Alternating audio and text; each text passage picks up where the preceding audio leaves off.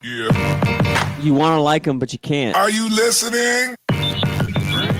What? Are you listening? Did you bring me on this show to insult me? Yeah. That's what I'm saying. That's what I'm trying to say. Yeah.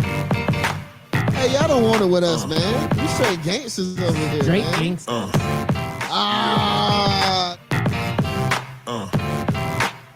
Yeah, good morning and welcome back. You are listening to Scout Team Radio. We come at you hot and live each and every morning, Monday through Friday, right here on 12 Ounce Sports Radio. I am one of your favorite hosts. They call me Loudbeard. You are the most egotistical, self-deluded person I have ever met. And the man on the other microphone, he is a great American. He is a great patriot. And, yeah, sometimes he turns his microphone on.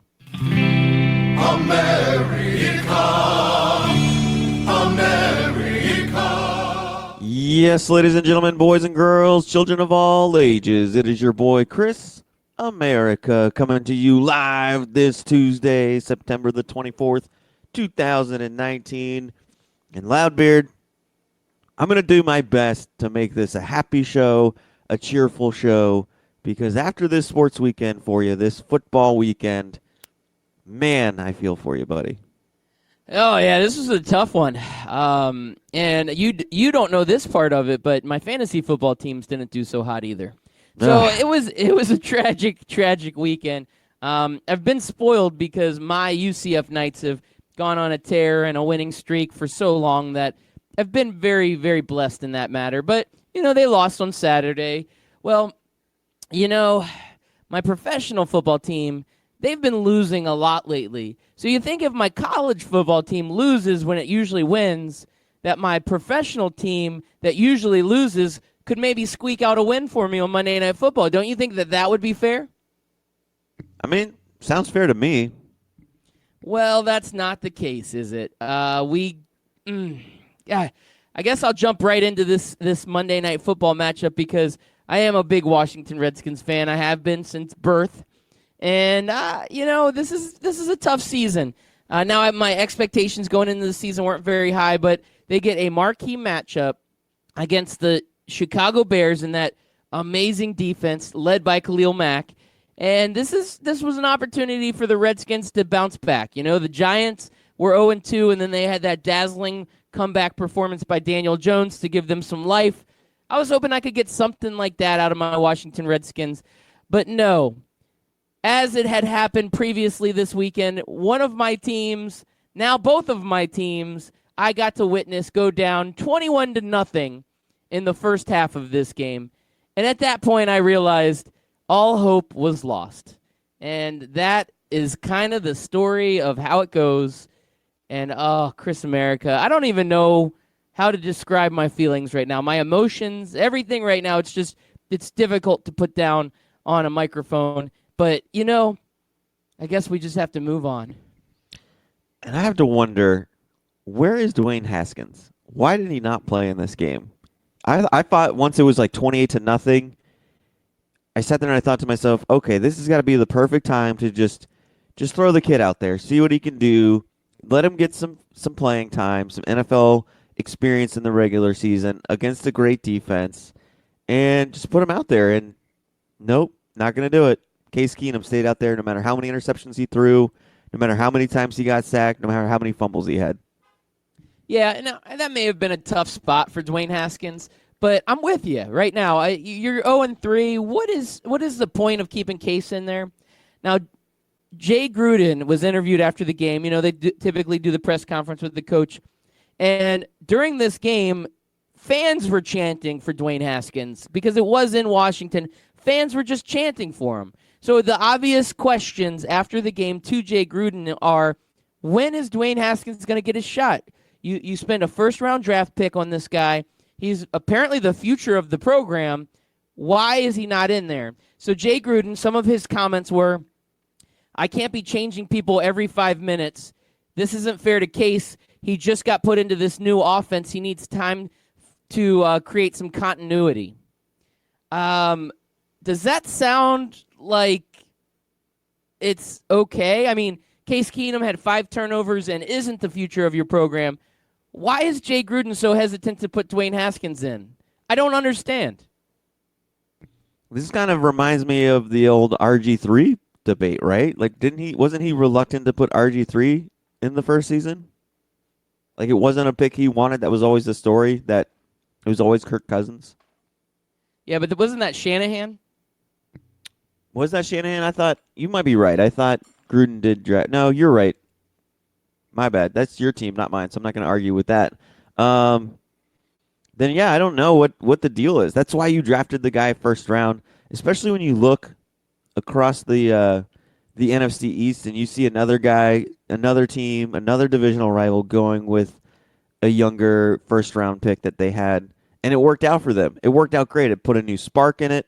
He's new to that offense, and, they needed continuity, and they went with the new guy anyways. I think you got to go with it. Like you said, Case Keenum's not the future. And that whole, he's new to the offense, it's not fair. Come on, man. Like, his passes were off. Like, the first interception that was returned for a touchdown, that was on Case Keenum. He just overthrew his receiver. He threw it way over the guy's head into the and too far ahead of the receiver, and it went for a pick six. I don't buy the whole he needs to learn this offense thing. Yeah, I have a feeling that tune's going to change.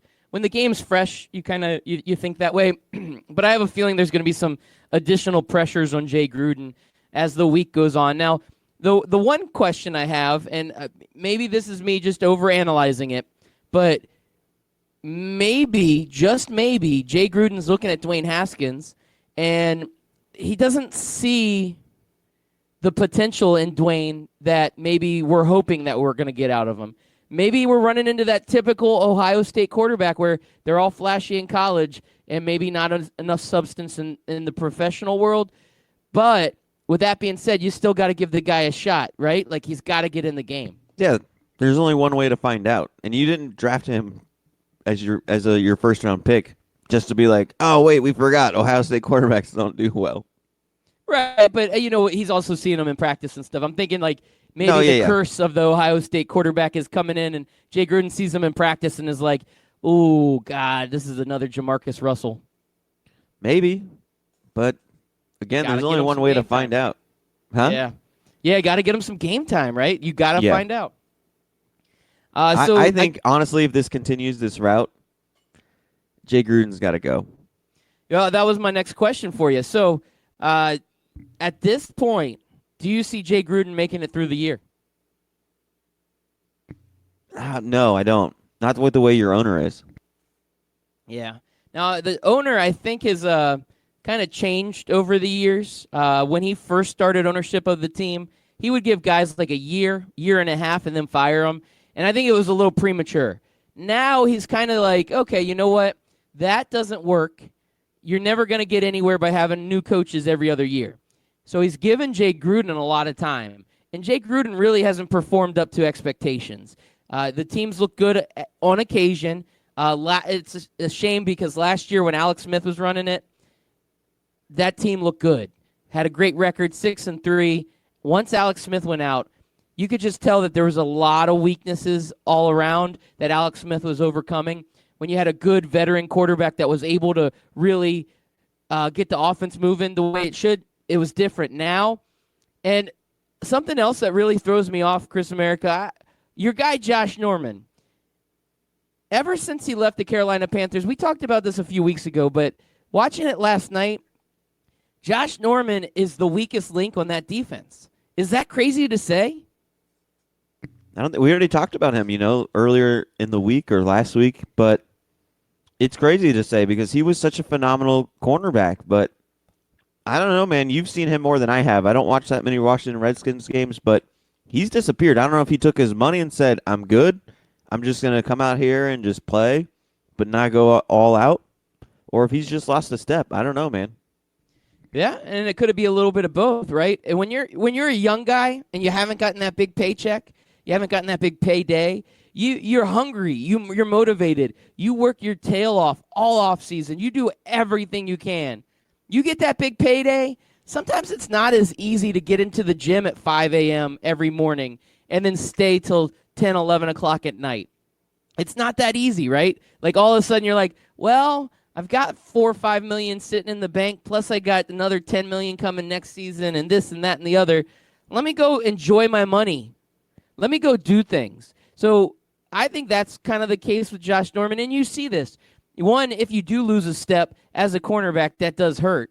But if you also have lost that motivation when maybe you're not like the most naturally gifted guy, but you were a hard worker and you were hungry, that's what Josh Norman was when he was in Carolina. Now he got paid, he's not hungry, and everything, all of his weaknesses are now coming to the forefront. And that's not good for Washington. Yeah, and honestly, it surprised me because the Carolina Panthers kind of, pulled the rug out from under him. They started with a franchise tag. He wasn't signing it. He kind of was in the middle of negotiations, and then they rescinded it and cut him. And I guess they didn't tell him that. And he had a little bit of a chip on his shoulder. So I thought when he signed with you guys, he was going to come out and be like, I'm going to show my old team that I'm worth all this money and stuff. And then it just never happened. I don't know if maybe it's the whole he lost a step, he lost his hunger. Do you think players sometimes get on losing teams and that losing culture just kind of takes over everybody? That could be the case. And I will say with this team, there is some lack of leadership. There's definitely a lack of leadership. And you've got guys that are Pro Bowl talents on this team. A guy like Trent Williams, who is holding out this season. That's a distraction for the team. You've got it's been a revolving door in the secondary other than Josh Norman. The guy that returned the pick 6 last night, Clinton Dix. He was on the Redskins last season. You don't have that continuity. You're just kind of like going through the motions. This team it needs an overhaul. And I didn't have high expectations this season, but I was hoping for a little something. I just needed a little bit out of this team, and it's really just not there. It's very disappointing. The one bright spot has been on the offense. There's a young guy, Terry McLaurin, who is out of Ohio State, who has been fantastic. But that's it. The rest of the team, you're right, lacking leadership, lacking culture. Just Josh Norman's been sucked into this black hole, and it's not good. No, I mean, it's probably a lot of all of the above for Josh Norman. He's got his payday, he's lost a step, and he's in a losing culture where he just says, you know what, I'll just show up. I'm just here so I won't get fined. All right, and then I want to give you a different example, though, or a different scenario of a guy that did it the right way. Khalil Mack. Guy gets paid, moves over to a new team, just like Josh Norman. And there was some controversy around that situation too, right? Khalil Mack could have just got paid and said, no big deal. I already got my money. Moving teams, no thing. But Khalil Mack does the opposite of what Josh Norman does. And last night, he again was a one-man wrecking crew. And that defense just nasty anyway. But Khalil Mack is head and shoulders, man, better than any other defensive player right now. I got to say. Even I watched Aaron Donald play the other day, and I don't think he's as disruptive this season as Khalil Mack is. I think Khalil Mack is the man. Yeah, I'm going to retweet. So Josh Norman is trending. He's one of the trending topics here. He's got over 9,000 tweets about him, and somebody put Josh Norman since leaving the Panthers, and they posted a picture of, I believe it's Allen Iverson in a Memphis jersey. I never knew Allen Iverson played for Memphis. That can't be Allen Iverson. No, that's not him. I don't know who that is. I'm gonna at Memphis Spence though, because he's from Memphis and he's tweeting at us right now. He's up early. Thanks for listening, Memphis. We'll get to your tweet in a little bit, but I just got to show you this picture. It's pretty funny. Oh yeah, I actually saw that this morning on the trending, and I was like, "You got to be kidding me!" But it's true. It's all true, Chris America. This is the world we live in, where Josh Norman is the new Allen Iverson. Practice? What are you talking about? Practice? Well, like I mentioned, Memphis Spence did tweet at us. He tweeted at us the top 5 quarterback leaders in QBR, and I still don't know what QBR is as far as like how they figure it out, but we all use it to say, look, this quarterback's better than that quarterback, right? Yeah, and it's funny because different QBRs are different things, because normally the QBR goes up to 147. This one's only at 89. I mean, I think this is up to 100. So this is even a different QBR than we're used to. Yeah, like I said, nobody knows what a QBR is. They just know that you want it to be high, right? There we go. Yeah. So the top 5, according to this QBR formula, is going to be Dak Prescott, Patrick Mahomes, Tom Brady, Lamar Jackson, and Deshaun Watson. Does any of that surprise you? Well, the one that's surprising is Dak Prescott. Him sitting on the top it's surprising. I would have said going into the season. I would not have expected that. Lamar Jackson also going into the season isn't surprising. But after watching these guys, I would have to agree with this. I mean, I watched that Redskins-Cowboys game, and I got to see Dak Prescott. The guy's running that team, and he's another guy that's ready to get paid, so he's out there doing his absolute best. Dak has turned the corner. I used to think that he was riding the coattails of Zeke, and now I'm changing my mind. I think Dak is a true leader on this team, and yes, it helps having the best running back in the league. I mean, that's going to be something good for a quarterback, but he's really gone from just being a little bit of a scrambling quarterback and a guy that hands the ball off all the time to being a guy that's able to spread the ball around the field. So Dak Prescott's taken a big jump, and I hate to say that because, I hate the Cowboys, but the guy's been impressive. So I am surprised, but at the same time, when I look at it, these are definitely the top 5 quarterbacks in the NFL right now. Yeah, and, I think it's a little bit of both. I think Zeke is finally, he had the suspension, and then Zeke just wasn't really the same after that. I think, didn't he have, some injuries, and he was a little dinged up last year. Now I feel like everybody's on the same page again. It feels just like that first season that they came out of college together, and I don't know, do you think we're still going to get that same regular season Cowboys that can't get it done against top competition in the playoffs? I don't know. If I had a crystal ball, I could tell you, but this feels different. It really does feel different. Now, I don't encourage anybody to pick the Cowboys to go all the way because we have seen historical data that shows us that the Cowboys lay an egg when it comes to playoff time. But it does feel a little bit different. This seems like more of a complete team. Yeah, I still think we need to wait and see. Their competition so far hasn't been that great. Let me pull up their schedule really quick. I know they played the Dolphins this past weekend. They do have a good test this weekend against the Saints, and then they have the Packers. So a rough 2 weeks. I think we'll find out in the next 2 weeks who the Dallas Cowboys are. But when you play the Giants without Daniel Jones, the Redskins, and the Dolphins, I'm still I need to wait and see on this 3-0 team. I agree, and that could be why they look so good is because of the competition they're facing.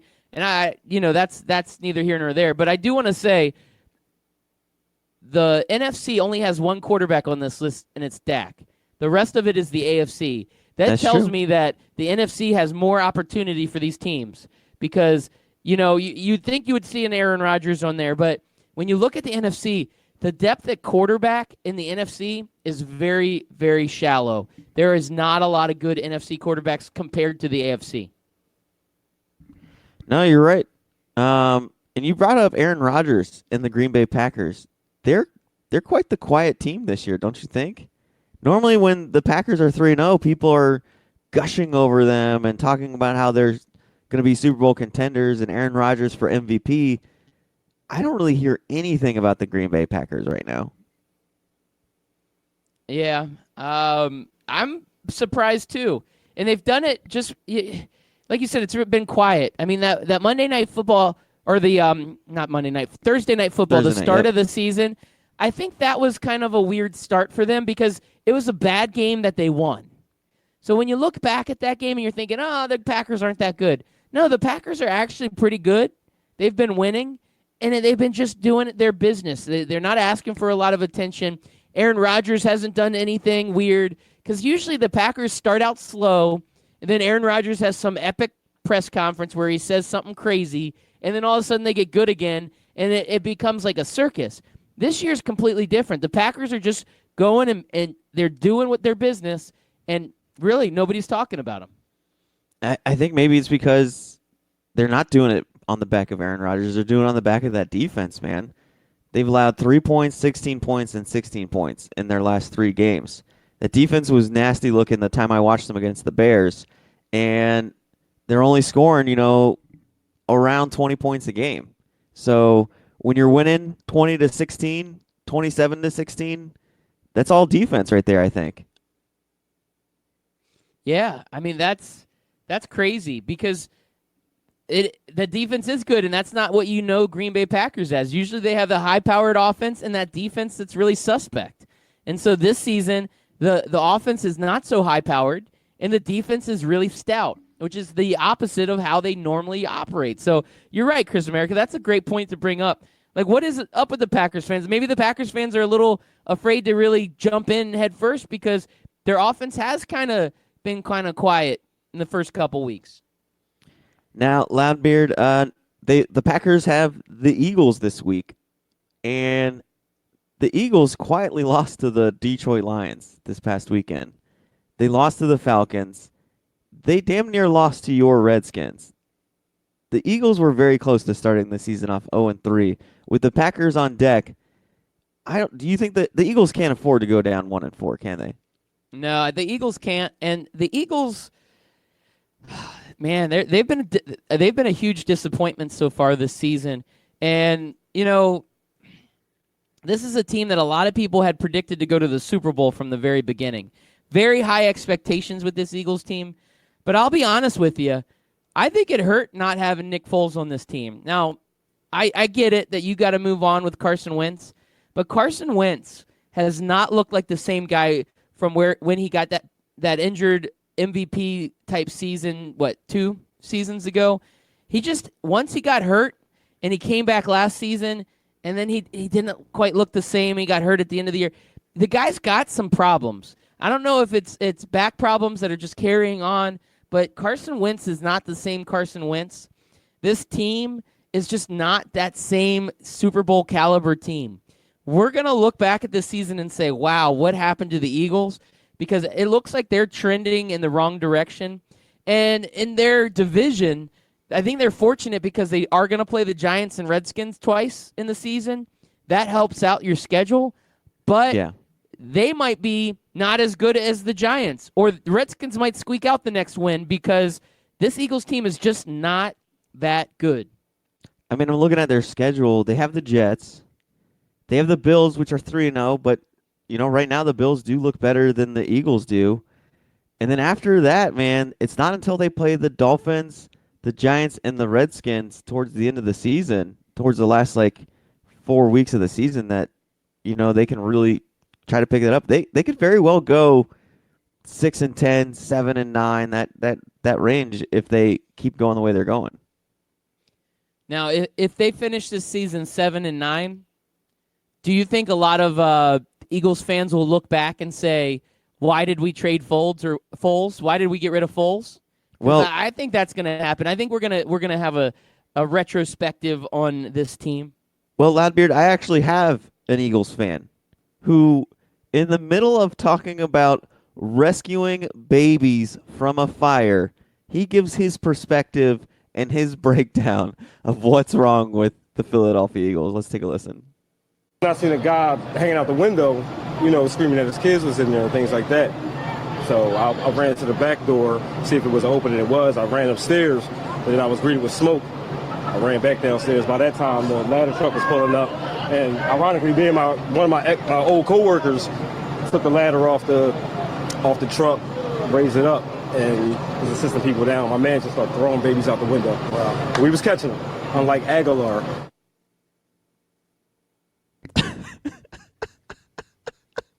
That sums up the city of Philadelphia so nicely in a tight little package, doesn't it? And I'm going to screenshot the look on his face after he said it, and I'm going to tweet it out because I just paused it right there, and the look on his face is priceless. He right, though. Oh, my gosh. Unlike Aguilar, we was catching babies, unlike Aguilar, and then you got to see he gave this dead-ass serious look. Oh, it's the best. That's how Philadelphia Eagles fans are, man. That's life. And you know this. Most of our listeners may or may not know this, but My family lives up in Philadelphia, so I got a lot of connections to the Philadelphia area. And I've been up there on a football Sunday, and probably about hour and a half before game time, we go up to the grocery store to pick up some, game time snacks. And when you're walking through the grocery store, 95%, and I'm not joking, Chris America, this is not an exaggeration, 95% of the people in the grocery store were wearing Eagles gear. Whether it's a hat, a jersey, a shirt, that city rides or dies with the Philadelphia Eagles. They don't mess around. It is such a different world up there, and those people are so dedicated to their sports. This does not surprise me. This little sound clip doesn't surprise me one bit. No, it doesn't, and it is. When I saw that going around Twitter, man, it just made my night. At first, I was like, do I laugh at this because it was like a tragic thing? But then when you realize, okay, like everybody was safe, the children were safe, okay, I can laugh at this. Yeah, and Mike Berlin, who tweets in at us, he's terrified about babies getting thrown out the window. Well, Mike Berlin, it would have been much more terrifying if they weren't thrown out the window and left to burn in a building. So I got to look at it that way. I'm a glass is half full kind of guy. Right, and apparently if Aguilar was there to catch them, that would have been terrifying. Oh, man, imagine that. Nelson Aguilar is the one that had to go there, and then he drops a baby. The collective world would lose its mind. So you got to think, like, at least every sports radio show in Philadelphia or within that, like, Northeast region has to be trying to contact this guy to interview him, right? Oh, yeah. That would be if pure we had gold right there. If we had a company behind us that could go and, like, track people like that down, Loudbeard, I would want him on my show. I would want him on our show. I 100% agree with you. I think he would make a fantastic guest. Well, I knew we had to cheer you up, Loudbeard, so hopefully that cheered you up a little bit. Yeah, no, that did cheer me up. I've had this tough run, and I needed one of my teams to do well. But Chris America, I think I have the cure for that. And it's not just the cowbell, because that's the cure for any fever. Is it the band The Cure? No. Okay. What's that? What are you talking about? I don't know. Isn't there a band called The Cure? I thought you I didn't understand what you said. The band The Cure? Yeah. I thought you were saying like I banned never mind. Like BANNED, like BAN, like yeah. I banned The Cure. Like why am I banning The Cure? Because they The Cure have is good. I they have found an The album. Cure. Yeah, they have an album called Pornography. That was released in 1982. Okay, I'm going to search that up on Google right now. Pornography. Yeah, it should pop up a search. Should pop up Chris The America, Cure. this is not this is not what you told me it was. Why would you tell me to search that? This is wow, I'm going to screenshot this picture and send it to you. But I can't put it on the internet. I'll get arrested. Next search, Blue Waffle. That was another one of their big albums. All right. Blue, is it BLUE or is it like blue yeah, cheese blue. BLEU? Waffle, WAFFLE. All right, Yep. search. God, Chris America, why do you keep doing this to me? It is too early for this. I don't understand what I did to deserve this. All right, now you're setting me up. Now 2 girls, 1 cup. I'm not falling for it this time. Fool me once, shame on you. Fool me twice. Fool me Yeah, a third time. I'm gonna Google ping pong trick right now. Let's see what happens. Oh, is that another one? I don't know. heard of It that is one. now. All right, Chris America. Well, well, Loudbeard, I got a commercial tease. time, huh? Yeah, I got a do tease. it. Do it. All I wanna right. hear it. I'm going to bring the show down. I got some bad news. I know how much you love celebrity breakups, so we're going to find out on the other side of the break which 2 celebrities are falling out of love.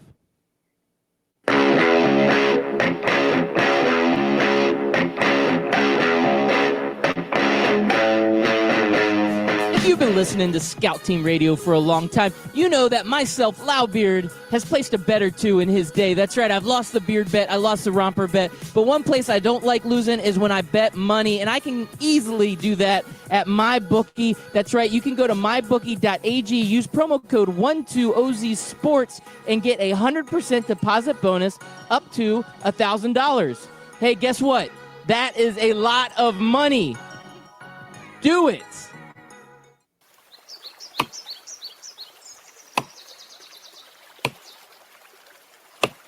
When I'm working hard, I build up a thirst for sports. That's when I grab a cold 12-ounce sports radio.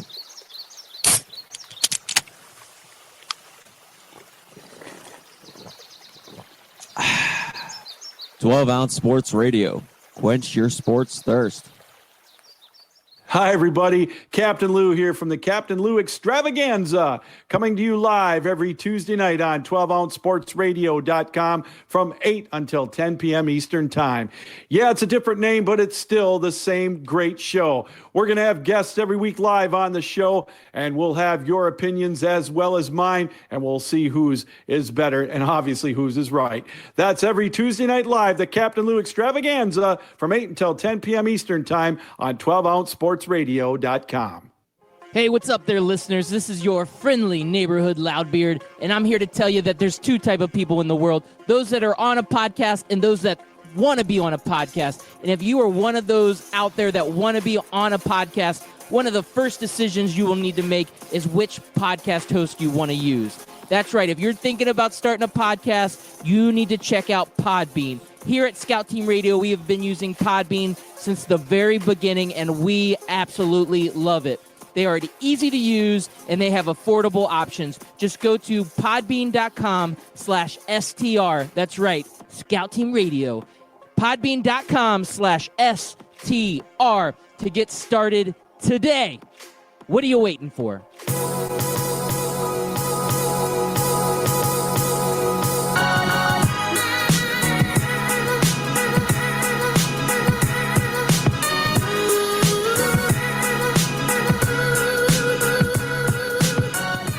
Thank you all for listening in. Once again, we are Scout Team Radio. He is Chris America. I am Loudbeard.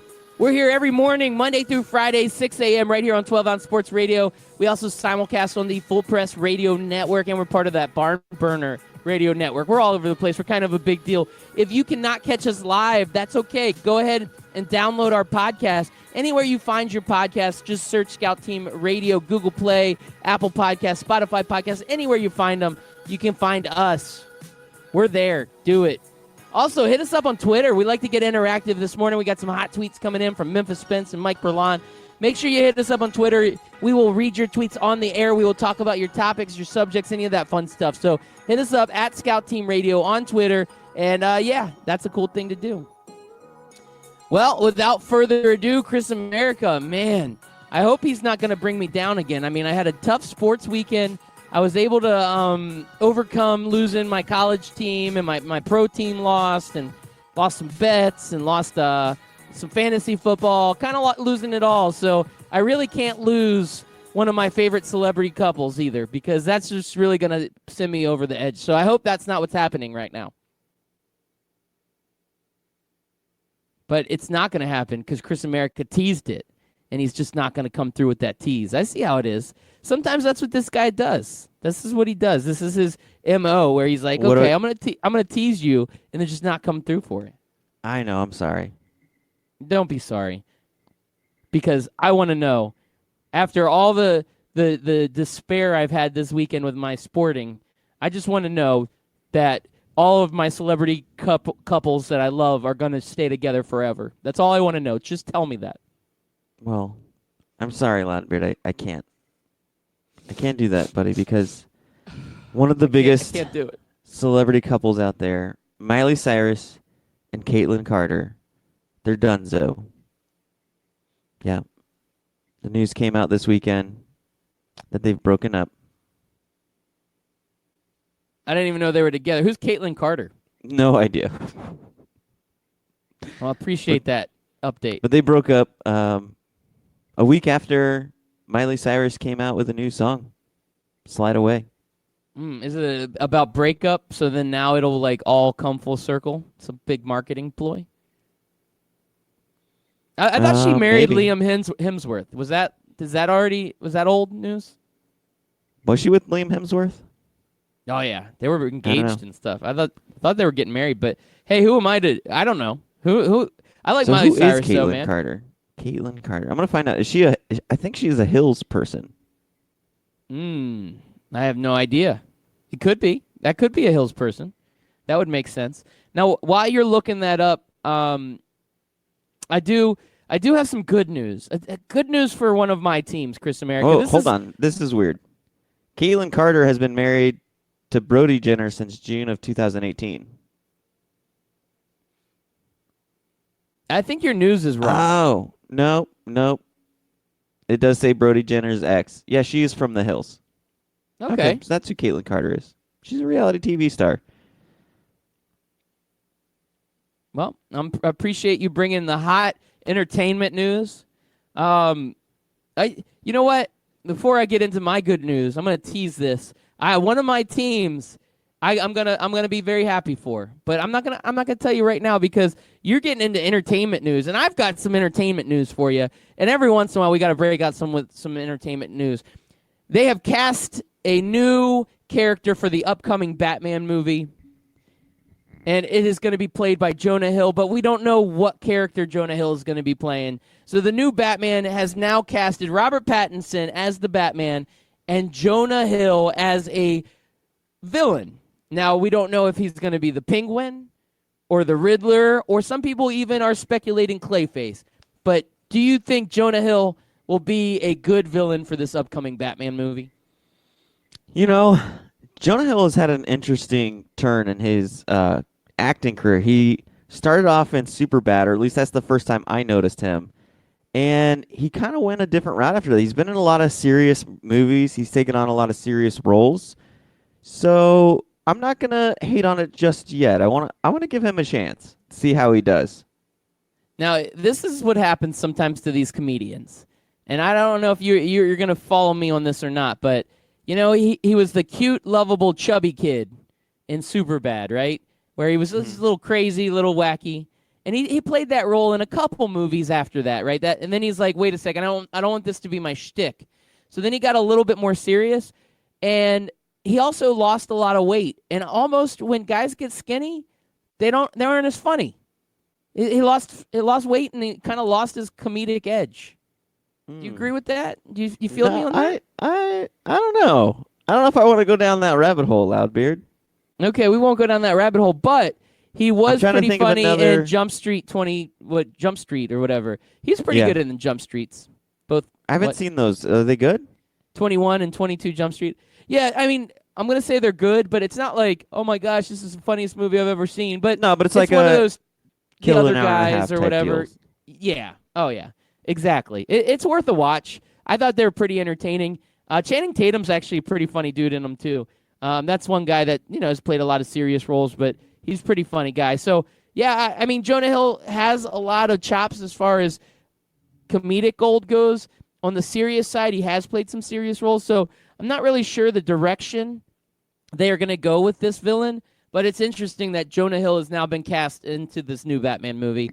Also, this is big news for you, Chris America. I couldn't help myself. I know this is one of your things that you've been waiting for, but the Frozen 2 trailer has been released, and it's showing a darker side of Arendelle. And this is going to be big news for you because I know that you're going to be going over to Fandango or whatever movie ticket source you go to, and you're going to be buying tickets to get opening night of Frozen 2. So there you go. It's coming. I still have to watch Frozen 1. I haven't watched it yet. I lucked out. See, this is one of the good things about being a divided family is, Little America's mom gets to take them to the movies that I don't want to take them to. So Frozen was one of them. Never had to deal with listening to Let It Go or Let It Snow or whatever that song is. None of that. And that's also the joy of having a boy as well, because boys don't really get into the whole, let me buy the Disney soundtrack thing and listen to it ad nauseum like your daughters did to you on your way to South Carolina. Okay, I'm trying to block that memory out. Can you please not do that to me. You're taking me to a dark place. All my teams have lost this week, and you've taken me such a dark place where I have to think about that stupid song. Thanks a lot, Well, Chris America. Let me take you to another dark place, but it's a good dark place, and we're talking about trailers. I saw a trailer for the new Breaking Bad movie, El Camino. Yep. And I got to say, man, just like you, I'm pumped. And there really wasn't anything to the trailer other than just Pinkman sitting in his car in the middle of the desert listening to a breaking news about the massacre that happened with Walter White and all those people out there that he ran away from. And then they said they had one guy who fled the scene that's a person of interest. And I'm like, who would have been there to see Pinkman flee the scene? So I was pretty pumped, though, when I saw it. There you go. Because So that's maybe all I it wanted to wasn't- know. I wanted to know what happened to Pinkman after he left. Yeah, and this has been pretty mysterious. And I don't want to get too deep into it because I like to be surprised in these movies. But yeah, is it just going to be about Pinkman? Do they resurrect Walter White? This could be weird. Is there zombies? I don't understand. Yeah. But I'm excited. Yeah, I'm excited as well. And I want to go back to your comedian and serious actor like Channing Tatum. I want to go back to that comment you made because I have a question. Okay, you ready for Yes. it? Okay. Do you like seeing comedians go into serious roles or serious actors play in comedies? Sort of like Robert De Niro going from all of his like mafioso movies to Meet the Fockers and stuff like that. Okay, I'm gonna go serious to comedian. I like that a little bit better because I feel like sometimes comedians, it's harder to take them seriously. Like you have to be really, really good to make it work. Where these serious actors, they just have to go in and say some funny stuff, and then you're like, oh my god, that's crazy, just because they always were Right. known as a serious actor. Like Christopher Walken, he was originally like a villain stereo cast guy Right. that turned into like a funny, lighthearted, happy-go-lucky guy. I love that part. Like you said with Robert De Niro. I mean, I like that. Now, I never saw that Dirty Grandpa, but I feel like that was one of No, Robert it was De pretty. Niro's It was low pretty points. funny. I mean, he basically played almost the same character as in Meet the Fockers, but it was a little bit different. Just like he was just like I'm a cool gruff guy, but I'm also like I get whatever I want, and I take whatever I want type character. Gotcha. But yeah, I think I agree with you, and I think part of the comedy is just I am so used to seeing this guy so serious or this girl, and now they're funny, right? It's like seeing Robert De Niro crack a joke. It comes out of nowhere, and you're like, wow, this is actually funny. It's part of the comedic shtick, isn't it?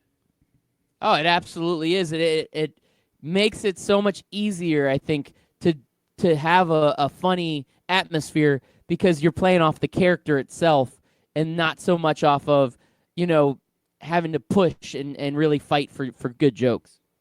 Now, what actors do you think have successfully made the turn, or do you think any comedians have successfully made the turn in your eyes, or do you think it's just more like it was good, but it wasn't great? Has there been any comedian actor that you said, wow, they really, really turned it?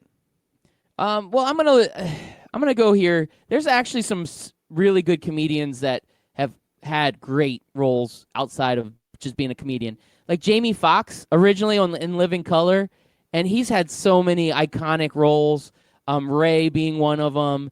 So I think Jamie Foxx is one of those guys that really went from just being like a sketch comedy guy to being a really serious, brilliant actor. So I think that's a great one. And then I almost put Robin Williams in that too. Now I know he was you really don't known. almost. That Yeah. you have to. Like he started out Yeah. as a stand-up comedian. Right, and then he's played so many. Now, most Yeah. of his iconic roles are comedic roles, but he does have a few in there where he was so serious and it's just so dark. I don't know if you ever saw 1 Hour Photo, but that Yeah, was that like one a was good. creepy movie, man. And then then it's hard Robin to Williams say, did like, it well. Patch Adams was a comedy, but it was a drama too, right? Like he had to bring out some really serious acting chops. There were funny parts, but there was also moments where Robin Williams just wraps you up in emotion during that film, and I think you're right. I think Robin Williams is tops. Some of the lesser known, I guess, like Adam Sandler's tried it, and I think he's in that okay, it wasn't bad, but it wasn't great type deal. Right. Um, I'd have to go with that. Yep. what about Ryan Reynolds? Would you say he started out as a comedic actor and then, like, did you like him in any of his more serious roles? I don't know. Did he start out as just comedic, or was he kind of serious then went comedic? Like, he's been all over the place. I don't know if I'd qualify him because he wasn't a comedian. He wasn't like a just straight funny guy. I felt like he was kind of in multiple different roles. You talking about Ryan Reynolds starting out? Yeah, like what was some of his early stuff? Like Van Wilder. I don't know. Yeah. I really saw him as like a rom-com kind of guy, or that goofy teen movie type guy. He was in Waiting. I'm trying to think of the one where he's like a movie star. Like he was a fat kid. He moved away from high school, like got skinny, became like a movie star or an agent or something. He goes back to town and he tries to show his best friend that he had a crush on, that he's changed and stuff. I think it's called Just Friends. Okay, yeah, there you go. Yeah, okay, I see where you're going with that. I don't know if I'd put him in that category, but Ryan Reynolds is one of the best actors ever. So we'll Yeah. put that there. But I do think his comedies are more iconic. Because even Deadpool, you have to say that's a comedy. Oh yeah, absolutely. More so than anything else. Mike Berlon chiming in. He says you need one line for that dramatic actor to deliver in a comedy to flip the switch in your brain. For De Niro, when he hit the "I have nipples, Greg, can you milk me?" it was over. Everything else was elevated after that point. I gotta agree. Yeah, it doesn't get better than that. Well played, sir. All right, so we've cheered you up, Loudbeard. We've gotten you over this hump. We've got, rescuing babies and making sports comments. We talked about comedians flipping to act serious roles and Robert De Niro, asking Greg to milk his nipples. That's got to cheer you up, right? That cheers me up. You know what else cheers me up, Chris America? What's that? Last night, my Tampa Bay Rays, they get a big win over the Red Sox, and guess what? They're sitting right now in that final wild card spot. They are a half a game ahead of Cleveland for that last spot. Chris America, we got a little bit of time left in this baseball season, but our Rays might do it, man. They might do it. They're looking good. And I think they have the pitching staff to make a deep playoff run. They got to get over that one game wild card game. Do you like that? Do you think that should be a 2 out of 3? Yeah, I hate it, but most baseball people love it. I don't know. You play this long season, and then you finish it with one game. Come on, that should be a series. 2 out of 3, I could live with. But and it's not that's just a gotta be long series. season. And it's not just a long season. It's a long season filled with series. Like every single baseball game is part of a series. So why would you not have one of your playoff games be part of a series? You're preaching to the choir, my friend. I don't understand it. Mike Berlon chiming in with his hate, and all of 15 people were there to see the Rays push. Well, you're probably right, but that's still more fans than what FSU turned out this past weekend. Hey, in all fairness, if they're playing the Red Sox, there are tons of fans there. They're just not They're just Rays wearing fans. Red Sox jerseys. Yeah. And when Same they with play the New York. Yankees, they almost fill that place out, man. I'm just telling you. The Rays know how to fill it out when they're playing the Yankees and the Red Sox. That's how they really do. That's They how they really make know how their to pack money. 'em in. They pack them in good. There's so Especially many in New September. Yorkers and Bostonians in the damn Florida area. And in September, man, that's when the snowbirds can come back to Florida. They settle back into their winter homes, and they go to Rays baseball games. The Rays are killing it, man. Those are the big fans right there. Those people, they love watching the Rays play their teams. And you know what? Mike's just mad because Cincinnati isn't having a playoff push right now.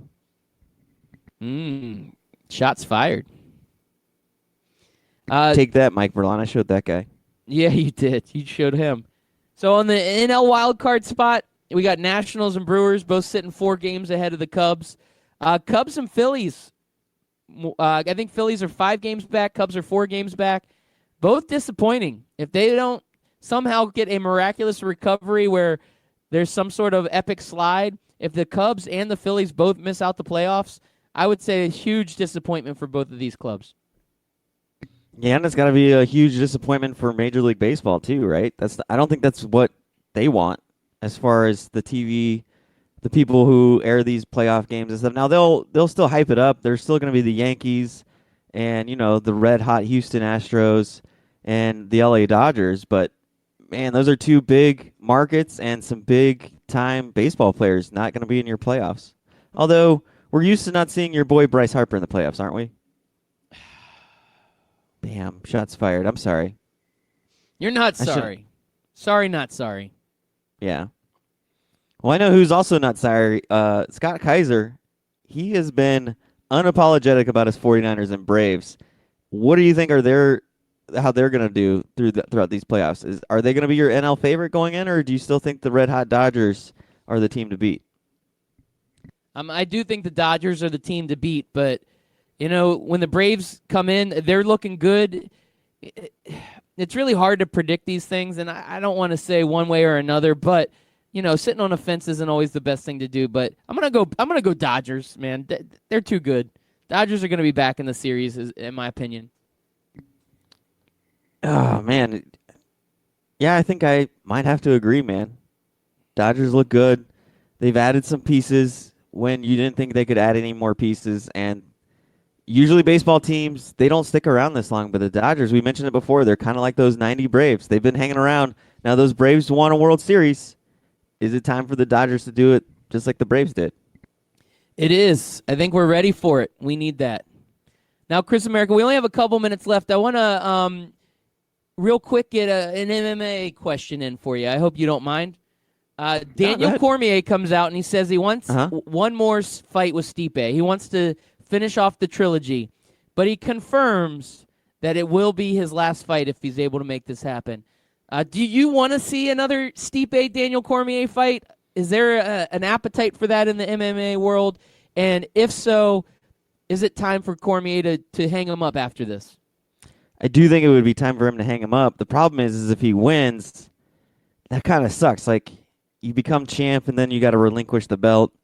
And it is the hard part about fighting championships, but I guess you just make an interim belt and put it up for grabs for other guys. But it would be weird to watch Stipe lose the belt and then it gets relinquished and then Stipe fights some other guy and wins the belt back. It just, I don't know, it would feel weird, but I think there's a little bit of a hunger for it. The last fight was very entertaining. It was very back and forth. DC, I thought, was winning the fight as far as scoring goes until they got towards the fourth round. And then Stipe really just started pounding him and wearing him down and then finally just knocked him out. But I felt like towards the end of that fight, DC didn't have anything left in the tank as far as fighting goes. But maybe he's gotten re-energized and he's distanced himself from that fight to feel like, I still feel good. I feel like I still got some left in the tank. So we'll see. I mean, I think it'll get a lot of buys. I don't think it would be the biggest fight card ever, but, it's one of the few that they have left that they could get. Because right now, there really isn't anybody for Stipe to fight that would be interesting. There's nobody for John Jones to fight that would be interesting. UFC's got a little bit of a problem as far as that is concerned with those two weight classes. Oh, they absolutely do. And you know what? I know Daniel Cormier. There's some detractors out there that aren't really big fans of his, but he's a good fighter. And whether he's one of the best of all time. Yeah. Well, I think that's the argument is he the best of all time because he has those John Jones slip-ups? But when he goes out there and fights, it's always competitive. He's only lost to Stipe and John Jones. That's it. Yeah. I think it would be great to see him fight one more time. I'm hoping that this happens because that would be a good way to go out. But sometimes these fighters, what's the motivation there to just say, oh, this will be my last fight? Does he just want to get that revenge where he says, okay, I won the trilogy, and now I can go out on top? Is that kind of the motivation behind it? Could be. And unfortunately, that's the trap that a lot of great fighters find themselves in because you look at guys like BJ Penn. You look at Anderson Silva. Those guys hung around a little bit too long. They couldn't figure out when it was time to hang them up, and they kept chasing that last win, and they ended up with big-time losing streaks. Oh, yeah. When you go out with like a 3, 4, 7 fight losing streak, it really tarnishes your reputation. Anderson Silva, he was on top of the world. One of the best fighters, like probably the best fighters of all time. Oh, absolutely. Silva. I mean, he used to just toy with people and embarrass them. And then once that leg broke, man, he just wasn't the same. And just like this episode, He should have gone out when he should have gone out. But we're Great out. time, my friend. I'm glad we got to cheer you up, buddy. Feeling a little bit better. That's all I'm Today saying. Feeling today is better. a new day and a new start. Enjoy your Tuesday, guys. Peace.